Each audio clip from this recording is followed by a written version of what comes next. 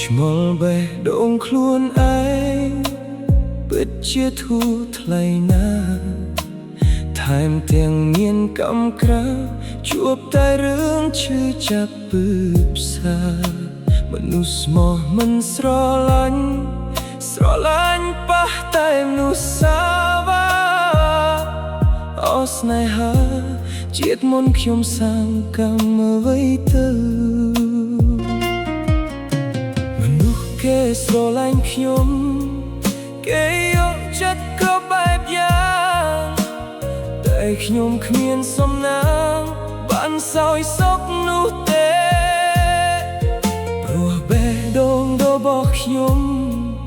មិនមានចំណែកគេទេតែមនុស្សខ្ញុំស្នេហ៍បែរជាលួចក្បត់ខ្ញុំទៅវិញបែកបងខំបេះដូងឲ្យស្រឡាញ់មនុស្សស្រឡាញ់យើងប្រហែលទឹកភ្នែកមិនសាមថ្ពាល់រាល់ថ្ងៃនោះទេរាល់ថ្ងៃញញឹមលះទឹកភ្នែកស្រែកខ្ទប់ខ្នើយក៏មានដែរមិនយល់ទេផ្លូវស្នេហាដើរបញ្ចាស់ទីបែកបងខំបេះដូងផ្លូវចិត្តប្រហែលអើជាងនេះព្រោះបេះដូងខ្ញុំស្រាំប្រែតែមិនតន់លបរូបគេបានសង្ស័យបេះដូងមានកម្មទើបជួបនោះចិត្តសាមញ្ញខ្ញុំត្រូវព្យាយាមកាត់ចិត្តពីមកក្បត់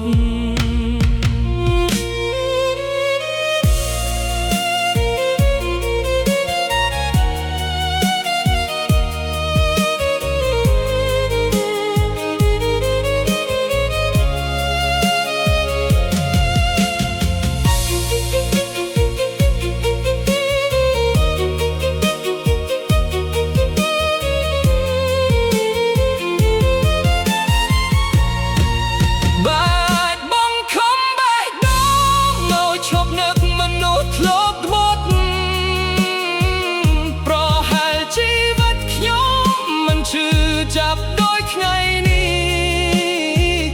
តែស្នេហ៍មួយនេះនៅតែចាប់ជ្រៅក្នុងបេះដូ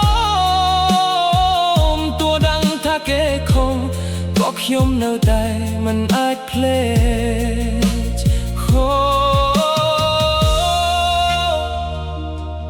បេះដូងហើយហេតុអ្វីមិនព្រមភ្លេចគេ